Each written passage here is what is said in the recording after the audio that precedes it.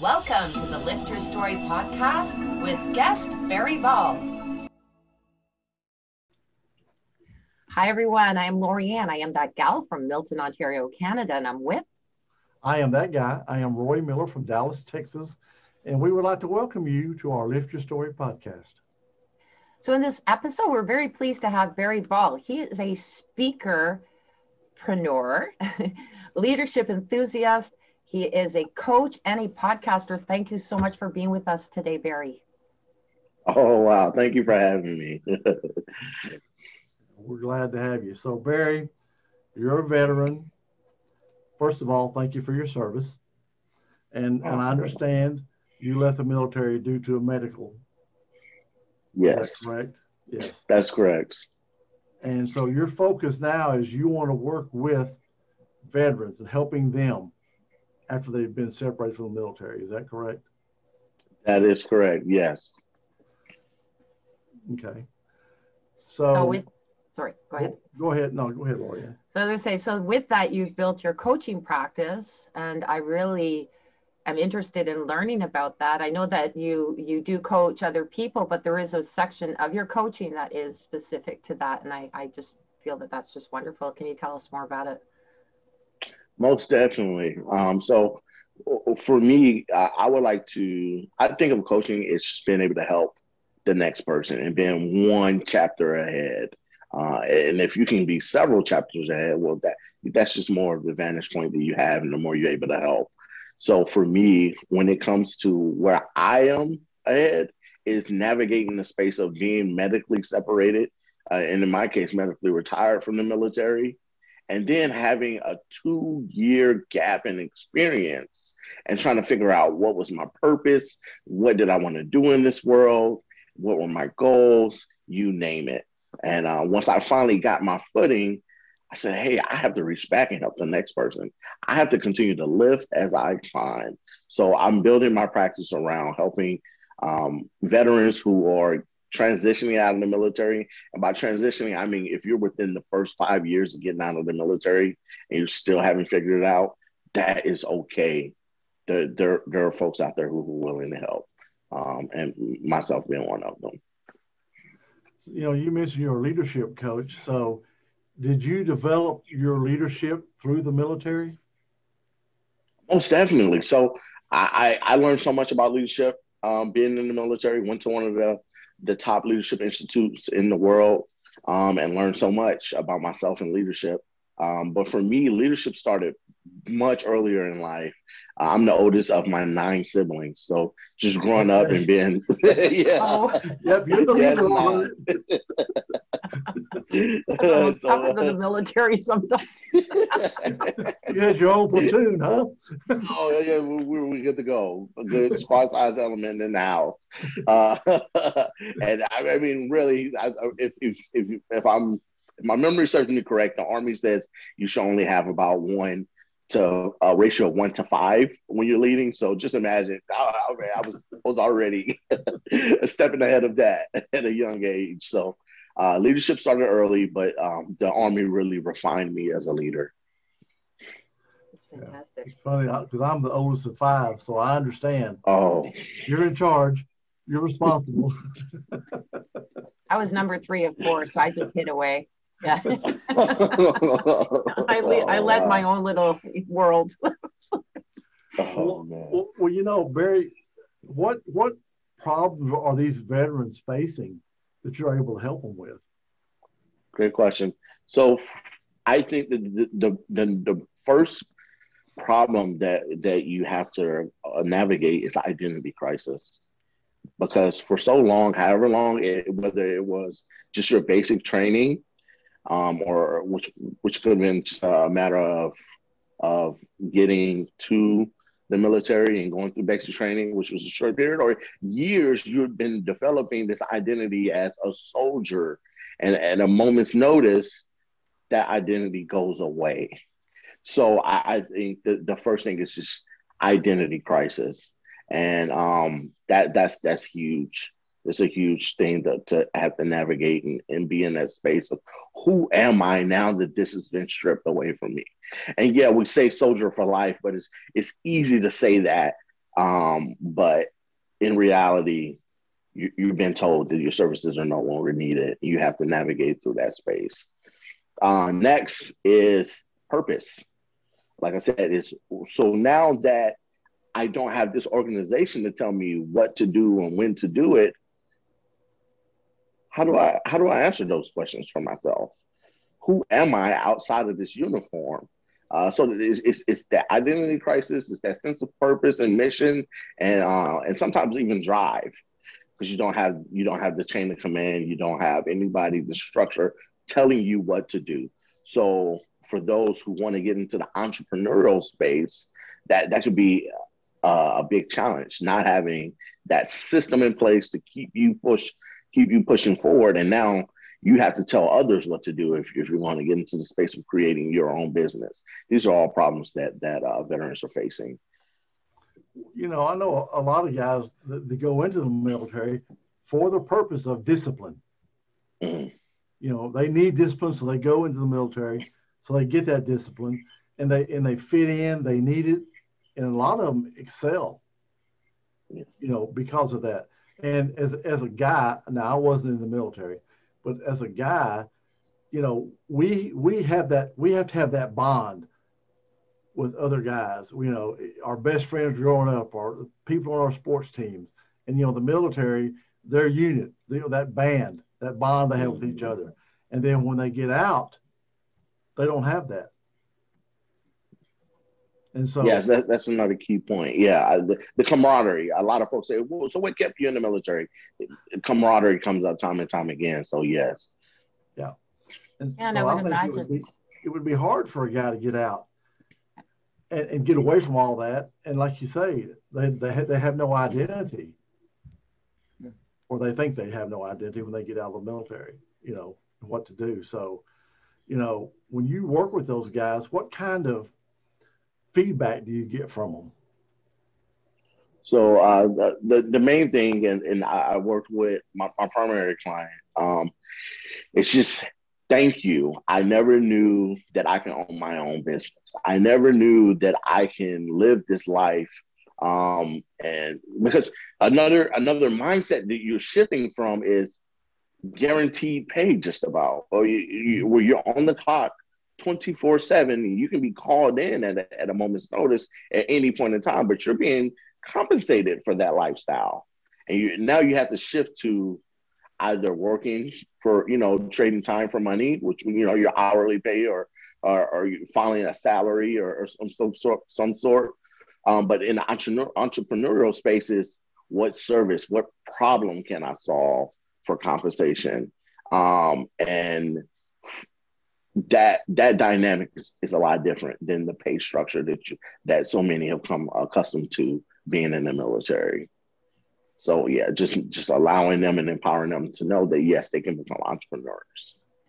I can imagine nowadays too, we were talking about the guys and the men, but there's a lot more women who are serving as well, and they would have that. I mean, you see it, granted it's kind of Hollywoodish, but you do see it. And in regards to, you know, they're in the military and then they're out, same type of thing. What do I do now? Who am I now? How do I?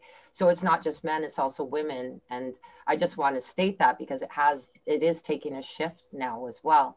And then I'm sorry, but I just want to throw this in really quickly. In regards to who you are, it brings me back to the movie White Christmas. I don't know if you guys have seen it, but to me, that was so profound of a movie of a general when he was retired, and, you know, and then he was running a hotel. And there was still that, you know, at the very end, the camaraderie that never goes away when they all came together again. It was fascinating, but you do see that, you know, the general, when he left the general, what does a general become when he leaves the army? And the same type of thing. I just love that movie because it really does hit a point where, yes. And for someone like you who can help them and say, yeah, there's more that you can look at. There's more options than just getting a paycheck every week. You know, you can go out and help other people. So I love that. Thank you. Yeah. Well, I think another thing about it, it keeps those guys from becoming homeless veterans, which my mind cannot wrap around. We have veterans that are homeless in this country. It's Yes. I just I just understand it. Those guys ought to have first preference for every social program, in my opinion. But Yes.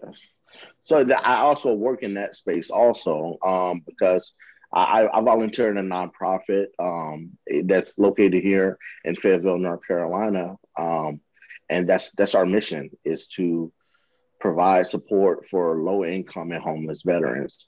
Now, I'm still doing research on the numbers, because the numbers can be distorted based off of your definition of what homeless is. So if you are out on the street and you have absolutely nowhere to go, well, yeah, you'll most likely be counted as homeless. But there's also other definitions to where if you can stay overnight, and let's just say one night with a friend or family member, you can be deemed as not being homeless, even though after that one night you're back on the street. So that's something that I'm still doing research on, but that is a part of my mission now, is to support low income and homeless veterans. so you said you're also a speaker. What kind of events do you speak at? So I am budding, but I create my own events at this time, and I have the mentality: if you build it, they will come. So I speak on purpose. I speak on leadership. These are the main things. And what I'm starting to develop and why I'm really honored to be here today, is to tell more people about my personal story. There's so much in there that I believe others can relate to and that will resonate and help the next person. And that's what I'm all about. We talked about this before. It's inspiring others. And if I can just help one person, and they come back and say, "Hey, Barry, what you've gotten through helped me get through what I'm going through or what I've been through." Well, that's what really gets me out of the bed. What do you mind sharing some of your personal story with us? No problem. So whenever I share my story, I always start with, "Hey, I am Barry Ball, born and raised in St. Louis, Missouri, and yes, the heart of St. Louis, Missouri." And something I like to share, and I picked up on around my journey, is you can try to swing it in any way you can. You just can't spell hustle without STL. so That's yes. good. That's good. St. Louis, it made me who I am. Being the oldest of my 9 siblings, those two things made me the servant leader that I am, the hustler, if you will. Always searching to solve a problem, and please don't fault me for it. If I can solve a problem and make a profit at the same time, well, why not? So whether that was buying bottle rockets for 25 cents and selling them for $5, well, that's what I would do. If that meant shoveling snow, if that meant just a multitude of things, ice cream truck, that's what it meant. It's so much about St. Louis. It's about survival and making it happen despite the darkness that may be around you. And that really shaped my perspective. Now, I left St. Louis at the age of 15 due to domestic violence. The parents and the adults in my house were fighting. And my mom, she sat me down one day and she said, "Hey, if we can move to the center." So we lived on the east border, St. Louis and been in Missouri. "If we can move to the center of Missouri, or we can go to the other border, which would be on the west, where would you like to go?" And I said, "Let's get as far away from St. Louis as possible." And don't get me wrong, I love my city. It made me who I am, as I always say. But I thought it was time for a change. It was time to get out of the violence. It was time to get away from looking over your left and right shoulder all the time. And we went to Kansas City, Missouri. We initially stayed in a battered woman's shelter. So we were homeless. And that's a big reason why I identify with my mission to help low income and homeless veterans, or low income and homeless people. So we got out of that homeless shelter in a matter of months, because I would go to work every day and save the pennies and dimes that I made and give them to my mom. And she did what she had to with them while taking care of the kids, and got us out of the shelter. After that, we found schools for us, and I went to Northeast High School in Kansas City, Missouri, and I really delved into junior ROTC, and I rose to be the number one cadet in the city, and that caught the attention of a lot of people. And here's where the story kind of gets interesting. I went to a redistricting meeting just to kind of galvanize and put the district back on track. And I spoke to the adults kind of frankly.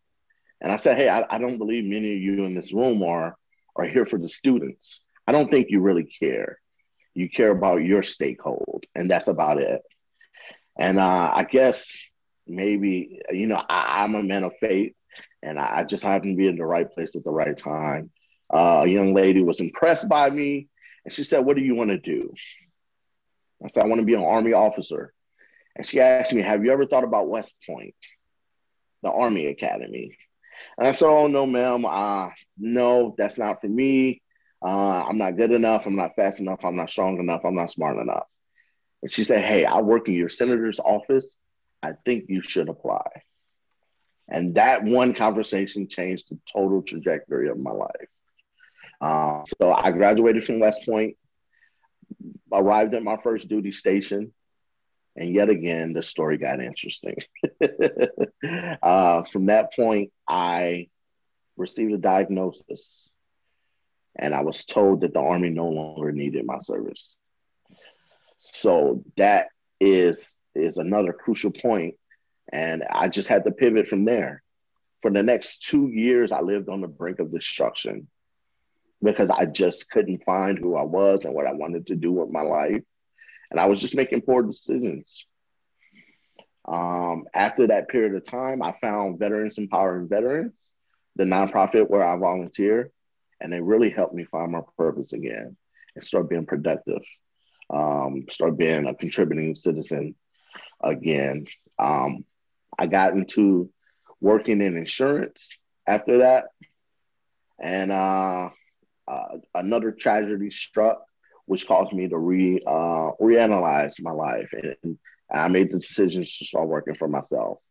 So I started my company, which is all about inspiring the next person and sharing my story and speaking about leadership and speaking about purpose and helping others in any way that I can. Because I found that if I were to pass away and I took all of this with me, and I just shared a quick snippet of my story, and I didn't help anyone, well, I'm taking my talents, I'm taking this story, I'm taking the ability to help the next person with me. And it goes contrary to so much that I stand for. So, yeah, thank you for allowing me to share that. Oh, sure. I had an opportunity back in the 70s to go up to East St. Louis to work. Oh, yeah. And the guys told me, you don't want to go there. Do not go to East St. Louis. It's not safe. Oh, man, yeah. And then no matter where I go, and I say St. Louis, 99% of the time, folks stop me right there and say, are you talking about St. Louis or East St. Louis? And I always say St. Louis, but I spent some time in East St. Louis myself also. So, yeah, I lived on both sides of the river. Yeah. But, you were saying you did all of this stuff when you were a kid to raise money. So you've been an entrepreneur since you were a kid. It's funny when you look at it like that. Right? I've had the entrepreneurial spirit far longer than what I ever thought. And that's something else that I like to help veterans with, men and women who have served, is to see that you have skills, whether you had them before, during, or you got them after the military. You have skills that you can go out and profit off of. You just got to pull it out and extract that out of yourself. And yeah, that's what I like to say. Yeah, and hustle. That's a very important word, and it makes me think of a story when my oldest son was playing soccer. He was like 5 years old, and so the coach goes, hustle. He came after practice. He goes, He says, Mom, what is hustle? I That's love it. true.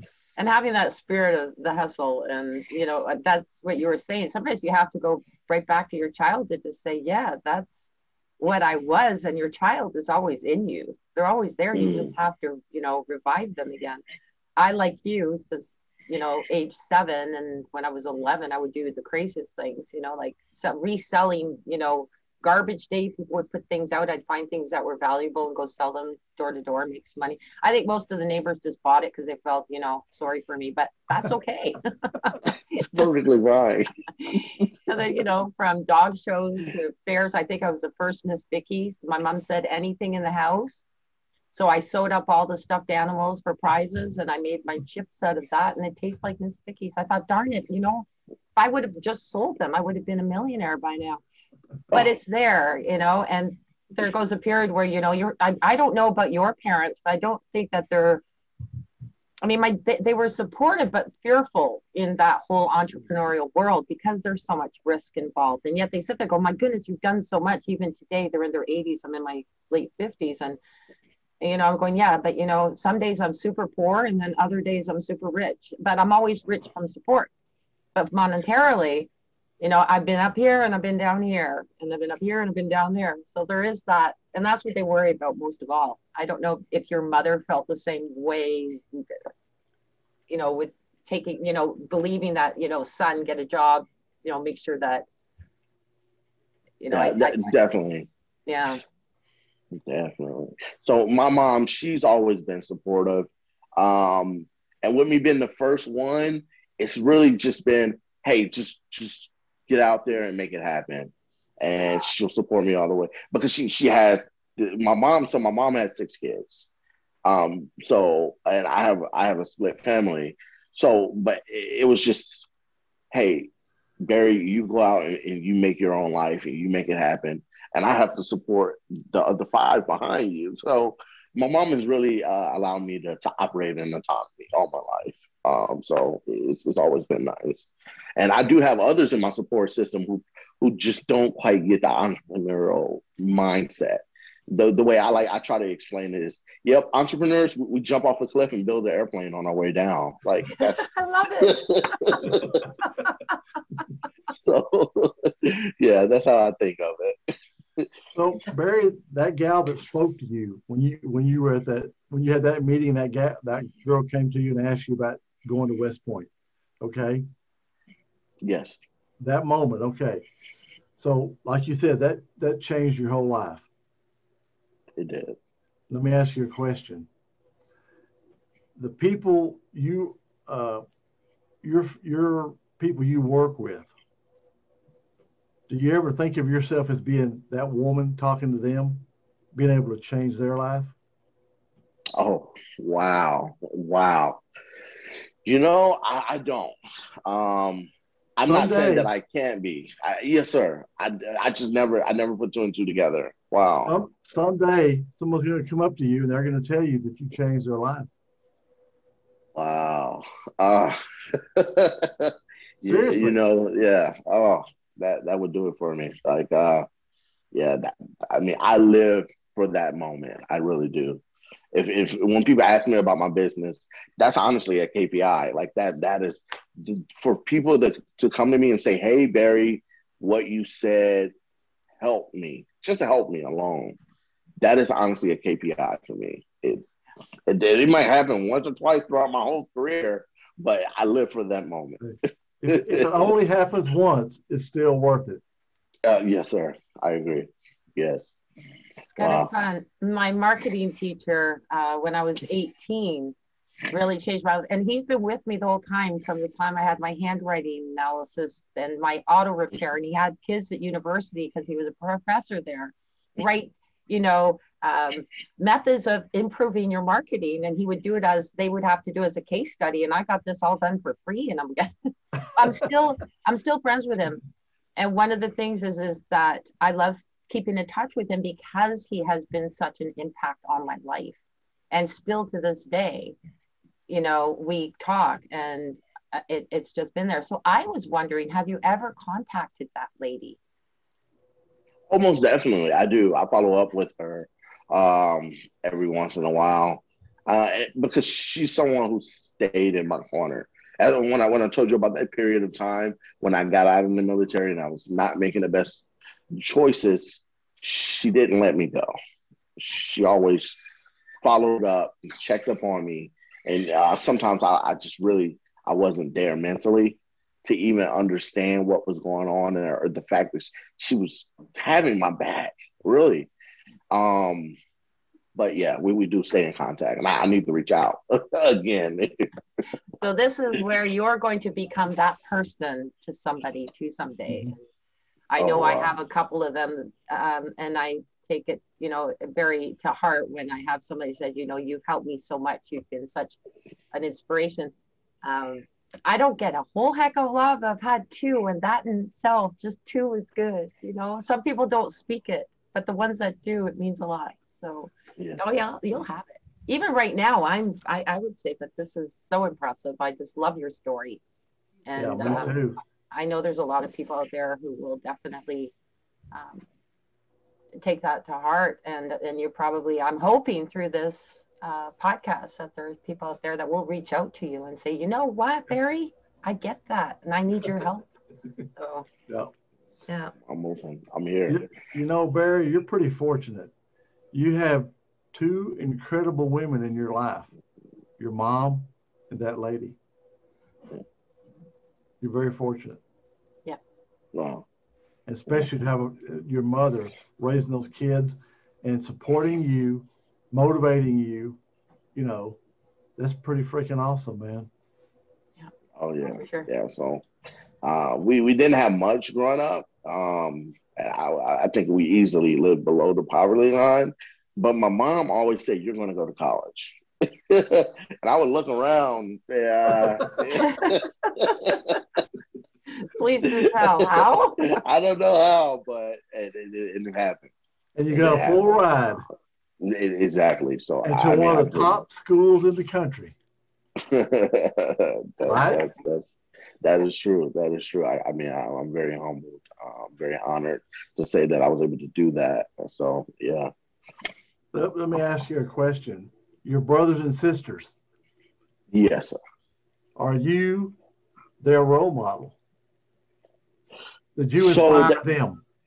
That is so interesting. I just did what I could, but now we're adults now. So the fact that we have these conversations and they say, "Yeah, you were my father figure," even as a sibling. So that really, that's something that I cherish. I really do. For them to tell me that I was their father figure as we grew up, and I still play a role in their life to where they may not listen to everything I say, but it gets through sometimes, and you can see it that they appreciate that I care. And they know if they ever need anything, they can call me, and they do call any time of night, and I try to pick up. Barry, had you said that they actually listened to everything you said and asked you, what is the magic to that? Oh, no. I said they do not listen to That's what I'm saying. If you had said they do, I would have asked you what the magic is. Yeah. I know I have three children. That just doesn't happen. And my parents, it didn't happen. So, yeah. If I could just sprinkle off a bit of that dust and put it in the can, we talk about millionaires. Talk about what could be possible. But when you think about like your environment growing up and leaving, your mom and all y'all leaving because of the domestic violence, at that moment in time to where you are now, where you got to, would you even believed when you were a kid that you'd be where you are today? Oh man. So it's funny you say that. I don't feel like I've really gone so far. I think I have so much potential if I really start to believe in myself now. But well, let's just say from that moment, would I believe that we would have got out on the homelessness? I would have went to West Point, graduated from West Point, built relationships that are going to last, forever. Oh my. I probably would not have. Like I would not have seen all of that coming. So that's why I try to tell folks that you had to just trust the process. You have to fall in love with it, because if you just stay stuck where you are right now, you might not be able to see as far as my hand is in front of my face right now. But if you just try to embrace that and keep operating within that, a better day will come. It just will. So I've been depressed before, like clinically depressed, and it's easy for me to say trust the process now. But for those who might be there in that dark space, it is something that I wish I would have heard and held on to when I was there. Trust the process. It will get better. It will. So, yeah. I agree. I agree with that. You're one of the few people that found your purpose. You're living your purpose and you're loving your purpose. Not many people can say that. Sure. Yeah. I like that too, where you said, Roy, bringing that up, would you have imagined? I mean, that's where people have to look at it. And Barry, if you look at yours, absolutely. You said you haven't reached your full potential. I don't think any of us have. We always have the opportunity to go further, to reach a further potential. Yes. And you just have to look at it. But I think one thing that's a little sad is that some people, they say, well, I haven't reached my potential. And then they look ahead, they go, and it's never going to happen. It's going to take too long. Particularly, when you're in your 50s, you sit there and go, man, I'm too old for this. You're never too old. Come on. I mean, Kentucky Fried Chicken is 65 years old, when he got his thing going. It's about believing in that potential until you go. My mother's still reading. My mother's still doing, she's even getting on her iPhone. She gets on Facebook and creeps me now. And that's only been the last 3 years, and she's 86 years old, but those are things that if you believe that your potential will never go away, you'll keep going and you'll keep building. So, you're right. You haven't reached your potential. I don't think any of us have, but definitely you're heading towards that direction. I love what you're doing. Absolutely. Mm-hmm. Do you have somewhere in specific? I know that you're a podcast host, so I'd like to find out, what is your podcast? Do you have a book that you're writing that we want to know about, or whatever? Tell us a little bit more about how people can reach you and what your podcast is in that. Okay, yeah. So my podcast is the Leadership Library. You can find it on my website. You can find it on my website, which is barryballinspires.com. And there's a section for there. And then I started a YouTube channel. So Barry Ball Inspires YouTube channel. So you can find it there if you're a visual person. No, I am not working on a book. I actually wrote a book, got it published, and it tanked. So I pulled it off. Honestly, to be honest, I wrote the book in a matter of 3 days, probably, when I was sitting in a psych ward, and I was manic. So where I thought the book would have went at that time, it just didn't. I didn't know anything about marketing. I'm still learning about marketing. So I just didn't give it the process that it needed.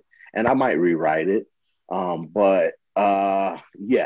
the book story in a nutshell. Don't give up on that. I have one happy, and he's tanked. Like, he hasn't sold a lot, but he's still up on Amazon. I don't care. He's my little cartoon character that I did a book with. And I had him for 30 years before I published him. So he was done in 1980. I published him in 2010. I might have sold maybe 50 copies, but he inspired me throughout my years, so he's staying up there and he's staying with me. I don't care. But yeah, rewrite it. Don't give up. I've got 2 books I'm rewriting from the time I was in my 20s and 30s. So yeah. Wow. Yeah. Barry, that's inspiring. Thank you so much for being with us. I mean, you are an awesome guy. I'm glad I got to meet you. I really am. Absolutely. My pleasure. You are so incredible. I mean, I'm in awe of you. I really am. Wow. And Roy will be emailing you, and usually it's about 3 to 6 months. He'll probably be emailing you next month to ask you to come back on. Oh, I look forward to it. This has been amazing. Yeah, I mean, yeah, right. Yeah, because I want to know what's happened since the last time we talked to you, you know. And you can say, oh, man, I finally got that one person came up to me and told me that I made a difference in their life, you know. Wow, So, yeah. And then Roy said, see, I told you so. Yeah. Oh, man. Thank you so much for being here. It was really an honor and a pleasure to meet you. It really was. And listeners, again, before we go, check him out, barryinspires.com, and he's got his YouTube. Please listen to it. And thank you, everyone, for listening. Take care. Okay. Thank you, Barry. Bye. All right. Bye-bye. Thank you for listening to this episode. Be sure to visit us at lifterstory.com.